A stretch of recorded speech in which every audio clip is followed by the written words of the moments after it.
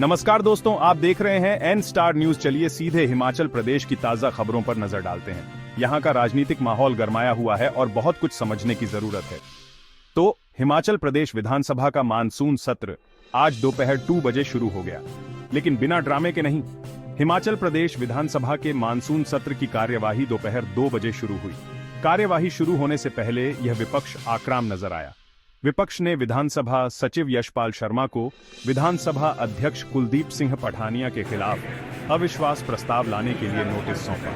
इसके बाद प्रश्नकाल शुरू होने से पहले भी विपक्ष ने पॉइंट ऑफ ऑर्डर मांगा। इस पर विधानसभा अध्यक्ष ने कहा कि वे प्रश्नकाल के बाद उनकी बात सुनेंगे। इसी से नाराज होकर भारतीय जनता पार्टी विधायक दल सदन से नारेबाजी करते हुए बाहर आ गया। अब यहाँ बात दिलचस्प हो जाती है। इसके जवाब में मुख्यमंत्री सुखविंदर सिंह सुक्खू ने कोई कसर नहीं छोड़ी। उन्होंने विपक्ष को अपना ड्रामा बंद करने की नसीहत दी और बिखरा हुआ है विपक्ष भ्रमित और पूरी तरह से अव्यवस्थित बताया। उनके अनुसार विपक्ष को यह नाटक बंद करना चाहिए। उन्होंने ये सवाल भी उठाया कि अभी विपक्ष का नेता कौन है और किससे बात की जाए। सुक्खू ने एक मजबूत बात कही। अगर विपक्ष स्पीकर के खिलाफ अविश्वास प्रस्ताव लाना चाहता था तो उन्हें ये विधानसभा में करना चाहिए था और चर्चा के लिए वहीं रुकना चाहिए था। उन्होंने इस बात पर भी जोर दिया कि भाजपा विधायकों ने आपदा प्रबंधन से जुड़े मुद्दे उठाए, लेकिन जब राजस्व मंत्री ने जवाब दिया तो वो विधानसभा में कहीं दिखाई नहीं दिए। सुक्खू कहते हैं ये सिर्फ विपक्ष की दिवालियापन को दर्शाता है। अब इसे थोड़ा समझते हैं। विपक्ष का वॉकआउट और उसके बाद की गई कार्रवाइयां एक रणनीतिक कदम लगती हैं, लेकिन साफ है कि वो योजना के अनुसार नहीं गई। चर्चा के लिए विधानसभा में न रुककर उन्होंने अपने ही पैरों पर कुल्हाड़ी मार ली। सुक्खू की आलोचना विपक्ष के भीतर एक बड़ी समस्या को उजागर करती है, समन्वय और नेतृत्व की कमी। और इसका हिमाचल प्रदेश के लोगों के लिए क्या मतलब है? खैर, राजनीतिक अस्थिरता से नीति निर्माण और शासन में देरी हो सकती है। साथ ही ये सरकार की प्रमुख मुद्दों को हल करने की क्षमता पर जनता के विश्वास को हिला सकता है, खासकर हाल ही में आई प्राकृतिक आपदाओं जैसे संकट के समय में। लेकिन यहाँ एक मजेदार बात है, सुक्खू का प्रशासन भी वित्तीय कुप्रबंधन और पक्षपात के आरोपों से घिरा हुआ है। विपक्षी नेता जयराम ठाकुर ने सरकार पर जिम्मेदार वित्तीय प्रबंधन की बजाय राजनीतिक सहयोगियों को प्राथमिकता देने का आरोप लगाया है। राज्य का कर्ज बढ़ रहा है, वेतन में देरी हो सकती है और आम कर्मचारी इसका दंश झेल रहे हैं। तो भले ही विपक्ष अव्यवस्थित हो, लेकिन सत्ता पक्ष भी बिल्कुल सही नहीं बैठा है। दोनों पक्षों के अपने अपने मुद्दे हैं और लोग बीच में फंस गए हैं। आपको क्या लगता है आगे क्या होगा? क्या विपक्ष खुद को संभाल पाएगा या क्या सत्ता पक्ष इस तूफान से निकलने में कामयाब हो जाएगा? अपने विचार कमेंट में जरूर बताएं और इस राजनीतिक गाथा के अपडेट के लिए लाइक, शेयर और सब्सक्राइब करना न भूलें। देखने के लिए शुक्रिया। नहीं, दो चीज़ें हैं। विपक्ष को अपनी बात रखनी चाहिए और अध्यक्ष महोदय तो उनको काफ़ी समय देते हैं। पिछली बार भी उन्होंने क्वेश्चन आवर से पहले ड्रोन की जासूसी के संदर्भ में एक पॉइंट ऑफ ऑर्डर लिया, जबकि ऐसी प्रथा नहीं थी। उन्होंने उसको भी बदला और माननीय प्रतिपक्ष के आदर करते हुए उन्हें पॉइंट ऑफ ऑर्डर दिया। और उन्होंने ड्रोन के मामले में सवाल उठाए कि मेरे घर की जासूसी हो रही है। अब उनके घर की कोई जासूसी हो रही हो और उनके घर के पास कोई ड्रोन लगा के देखे, ऐसे कभी जासूसी होती है ड्रोन से? अगर जासूसी होगी तो उसको तो कानों कान भी पता नहीं लगना चाहिए था। लेकिन फिर भी वो जो सतलुज हमारा शिमला जल प्रबंधन निगम है, SJPNL, उसके द्वारा ड्रोन मैपिंग पूरे शिमला की हो रही है। उसमें आज हमने स्टेटमेंट देनी थी, वो उस चीज़ को भी नहीं मानते हैं और बोलते कि झूठ बोलते हैं, अपने आप झूठ बोलते हैं। दूसरी बात, माननीय विपक्ष को यही नहीं पता लग रहा है कि उन्होंने करना क्या है। पहले उन्होंने बोला जो कि कोई और नोटिस दिया, फिर बोला कि अब स्थगन प्रस्ताव लाया जाए नियम 67 के तहत। अच्छी बात होती। हमने तो हमारे विधायकों ने 130 के तहत वित्तीय स्थिति पर प्रस्ताव लाने की बात की है, हमने तो पहले की है। वो कंफ्यूज से लग रहे हैं।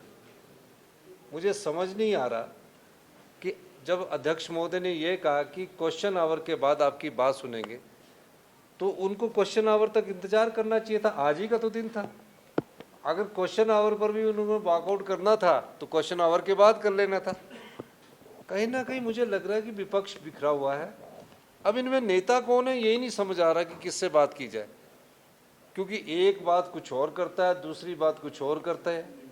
समझने की बात है कि जनता से जुड़े हुए मुद्दे आप उठाइए, भ्रष्टाचार से जुड़े हुए मुद्दे आप उठाइए, विकास से जुड़े हुए आप मुद्दे आप उठाइए, जो प्रदेश की आर्थिक स्थिति है और जो वित्तीय कुप्रबंधन पिछली सरकार ने किया उससे जुड़ा हुआ मुद्दे पर हम ला रहे हैं, सरकार चर्चा ला रही है, ये स्थगन ला रहे हैं, सेम ही चीज़ है, लेकिन उस पर भी भाग नहीं ले रहे, वॉकआउट करके आ रहे।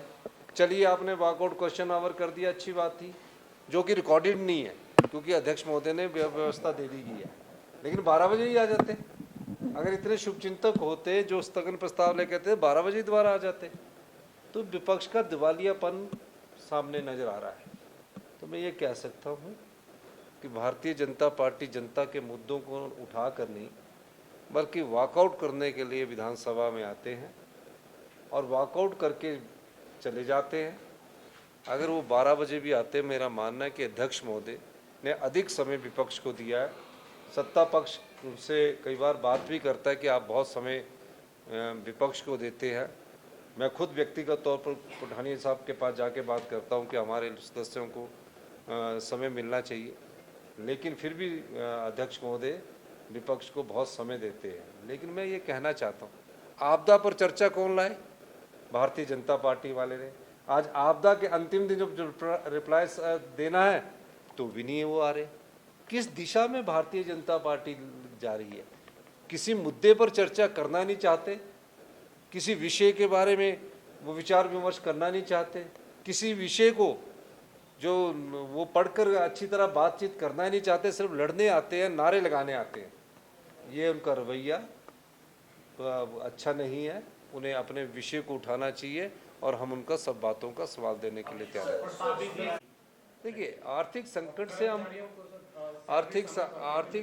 से हम ऊपर उभर रहे हैं। अब हमें फिस्कल प्रूडेंस और फिस्कल डिसिप्लिन करना है। पिछले वर्ष जब आर्थिक संकट था, हमने 2200 करोड़ रुपए का रेवेन्यू कमाया।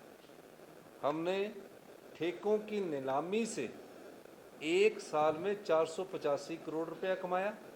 बीजेपी ने 4 साल में, पूरे 5 साल में 600 करोड़ रुपया कमाया। तो आप बताइए, एक साल में 450 करोड़ कमाया। हमने बैट बढ़ाकर पैसा कमाया और भी कई रिफॉर्म्स करके हमने पैसा कमाया और 2200 करोड़ रुपए की हमने राजस्व हमने एकत्रित किया और आज उस अर्थव्यवस्था में 20% का सुधार हुआ। अब धीरे धीरे ये अर्थव्यवस्था हमारी पटड़ी पर आई। अब इसमें थोड़ा फिस्कल डिसिप्लिन की जरूरत है। जब इकोनॉमिक क्राइसिस से ऊपर उठते हैं तो हमें फिस्कल प्रूडेंस और फिस्कल डिसिप्लिन के माध्यम से चलना पड़ता है। हम उसमें चले गए और हम जो भी हमारे सरकारी कर्मचारी है, अधिकारी है, समाज के जितने भी वर्ग हैं, किसान हैं, बागवान हैं, महिलाएं हैं, हम सभी के पास अपनी सरकार की विकास की रोशनी को पहुंचाना चाहते हैं। और हम ये भी चाहते हैं कि आप आत्मनिर्भर हिमाचल के लिए हमारा सहयोग दीजिए। हमारी सरकार उस दिशा में बढ़ रही है। और जो हम सैलरी और पेंशन पर एक साल में, मैं आपको बताना चाहता हूँ, एक साल में 25,000 करोड़ रुपया खर्च करते हैं। 1200 करोड़ रुपया हर महीने हम सैलरी का देते हैं और 800 करोड़ रुपया हम हर महीने पेंशन का देते हैं। विभाग के, कारपोरेशंस नहीं, बोर्ड नहीं, ये सिर्फ विभाग के। तो 2400 करोड़ और जब हम और बढ़ जाता है तो 2500 करोड़ के करीब हम सैलरीज पर और पेंशन पर खर्च करते हैं। फिर उसके बाद जो हमने लोन लिया होता है उसके प्रिंसिपल अमाउंट पर खर्च करते हैं, फिर उसके इंटरेस्ट पर खर्च करते हैं। तो अगर प्रदेश की अर्थव्यवस्था पटड़ी पर लौट रही है तो उसमें थोड़ा और डिसिप्लिन की जरूरत है। 6-7 महीने में अगर हम ये डिसिप्लिन लगाएंगे तो अगले साल तक हमारी अर्थव्यवस्था पूरी तरह मजबूती से, तेजी से दौड़ेगी और 2027 में हम आत्मनिर्भर बनेंगे। सर, पेरिस में चल रही पैरा ओलंपिक्स में हिमाचल कार्य प्रणाली पर उन्होंने सवाल उठाए हैं, चाहे वो सदन के बाहर, तो वाजिब आपको लगता है उनके खिलाफ अविश्वास प्रस्ताव लाना? किस तरह से विपक्ष के इस रवैये देखिए, एक मैं आपको कहना चाहता हूँ, लोकतंत्र में सबको अधिकार है अपने नियमों के तहत कोई भी प्रस्ताव लाने का, लेकिन मैं ये पूछना चाहता हूँ कि क्या आप वॉकआउट करके किसी बात पर चर्चा कर सकते हैं, किसी प्रस्ताव पर चर्चा कर सकते हैं? स्पीकर महोदय की सदन की कार्रवाई बहुत अच्छी रही है और मैं कह सकता हूं कि जो उनके फैसले हैं वो अगले आने वाले समय में ऐतिहासिक फैसले हैं, स्पीकर के फैसलों को याद रखेंगे। और मैं दावे के साथ कह सकता हूं जो वो कहते हैं कानून के तहत कहते हैं, क्योंकि कानून के ज्ञाता भी है। उनकी कलम से जो 6 विधायक निलंबित हुए, सुप्रीम कोर्ट ने भी उनकी बात को माना और वो नियमों के अनुसार चलने वाले हैं। जो नियमों की परिधि में होगा, मेरा मानना है कि स्पीकर महोदय उसको कभी भी इनकार नहीं करेंगे। लेकिन ये तो महज नारे लगाकर जोर जबरदस्ती करके ये कहना चाहते हैं कि हमारी बात सुनो। अध्यक्ष महोदय ने क्या कहा कि भैया आपका क्वेश्चन आवर होने दो, 10 इनके एमएलओ के क्वेश्चन लगे, फिर पूछते क्यों है क्वेश्चन? जब क्वेश्चन लगते तो पूछते क्यों, जब इन्होंने वॉकआउट ही करना होता है।